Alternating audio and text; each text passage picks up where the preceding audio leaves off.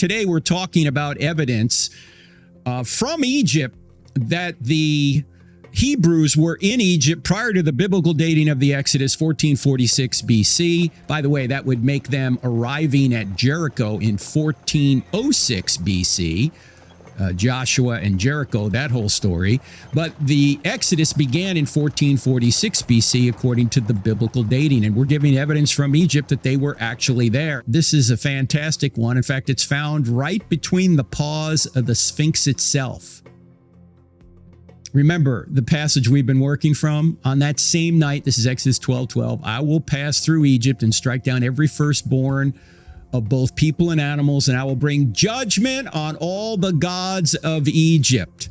Right between the paws of the Sphinx is a 10.5-foot stela, meaning a standing stone with writing on it. It's actually about 12 feet long, 12 feet high, I should say, 12 feet tall. It's called the Sphinx Dream Stela, and it tells of King Thutmose IV on a hunting trip, then resting by the Sphinx and having a vision or a dream. And it essentially said if he cleared the sand away from the Sphinx, the throne would be his. Okay, what does this have to do with anything? Well, scholars believe that this is a fabricated pretense to the throne. It suggests that he didn't have a natural claim to the throne. Well, who is Thutmose IV? Thutmose IV is the son of the pharaoh of the Exodus, Amenhotep II.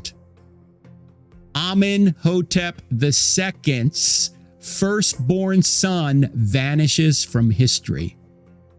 And his next son turns out to be the pharaoh because this guy's brother, his older brother's gone. And he calls himself Thutmose IV, after, I believe, his grandfather, Thutmose III, who is the guy who reigned 54 years. Well, why is he claiming that he had a dream and this dream gives him the throne? Well, as Titus Kennedy puts it, he says this in his book, 101 Archaeological Discoveries. The Sphinx Dream Stela was found between the paws of the Great Sphinx, and when the hieroglyphs were translated, it was found to be a personal yet official text of Pharaoh Thutmose IV, who reigned in the 15th century BC and was the son of Pharaoh Amenhotep II. It's an illustrative scene that appears at the top of the stela. It shows Thutmose IV making an offering to the Great Sphinx, and below, the stone inscription claims that while Thutmose IV was hunting one day, he rested near the Sphinx, fell asleep, had a dream in which the god of the Sphinx delivered a divine message to him. Allegedly, Thutmose IV was told that if he cleared the sand from around the Sphinx, he would be the pharaoh.